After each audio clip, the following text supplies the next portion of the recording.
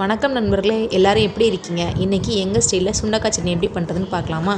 அதுக்கு ஒரு பவுலில் 100 கிராம் அளவு சுண்டக்காய் காம்பை எடுத்துகிட்டு 5-6 சின்ன வெங்காயம் நீளமாக கட் பண்ணிக்கலாம். வத்தலை காரத்துக்கு ஏற்ப கட் பண்ணி போட்டுக்கலாம். முழுசாக போட்டால் தெரிக்கும். 4 பல் வெள்ளை பூண்டு, ஒரு சின்ன நெல்லிக்காய் சைஸ் புளி, 2 தக்காளி பழம். இப்போ ஒரு கடாயில் 4 ஸ்பூன் அளவு எண்ணெய் விட்டு எண்ணெய் காஞ்சதும் சுண்டைக்காயை 2ஆக நீளமாக கட் பண்ணி போட்டுக்கலாம். கட் பண்ண சுண்டைக்காய் பச்சை வாசனை போகிற வரைக்கும் லைட்டாக வதக்கிக்கலாம். அப்புறம் நீளமாக நறுக்கின சின்ன வெங்காயத்தையும் அதோடு சேர்த்து நல்லா வதக்கிக்கலாம். சுண்டைக்காயில் அயன் சத்து நிறைய இருக்குது. சுண்டை வத்தலாக கொடுத்தா பசங்க விரும்பி சாப்பிட மாட்டாங்க.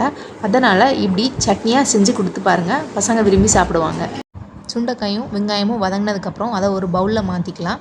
பவுலில் மாற்றிட்டு இப்போ அதே கடாயில் 1 ஸ்பூன் அளவு எண்ணெய் விட்டு நம்ம வச்சுருக்கிற வத்தல் போட்டு வத்தல் கொஞ்சம் வதங்கினதும் அதோடு சேர்த்து தக்காளி பழம், 1 ஸ்பூன் அளவு கல்லுப்பு, தேங்காய் பூ 4 ஸ்பூன். இந்த சட்னிக்கு தேங்காய் கம்மியாக வச்சா போதும். புளி, வெள்ளைப்பூடு சேர்த்து வதக்கிக்குவோம். கொஞ்சம் நல்லா வதக்கிக்குவோம். வதங்கினதுக்கப்புறமா நாம் எடுத்து வச்ச சுண்டைக்காய் சின்ன வெங்காயமும் வதக்கினதையும் சேர்த்து இதோட சேர்த்து வதக்கிக்கலாம். ஆற விட்டு ஒரு மிக்சி ஜாரில் மாற்றி அரைச்சிக்கலாம். இப்போ கடாயில் 2 ஸ்பூன் அளவு எண்ணெய் விட்டு கடுகு, உளுந்தம்பருப்பு போட்டு பொரிஞ்சதும் சின்ன வெங்காயம், கருவேப்பிலை போட்டு தாளித்து நாம் அரைச்ச சட்னியை ஊற்றி லைட்டாக ஒரு கொதி வந்ததும் இறக்கிடலாம். சுண்டைக்காய் சட்னி ரெடி.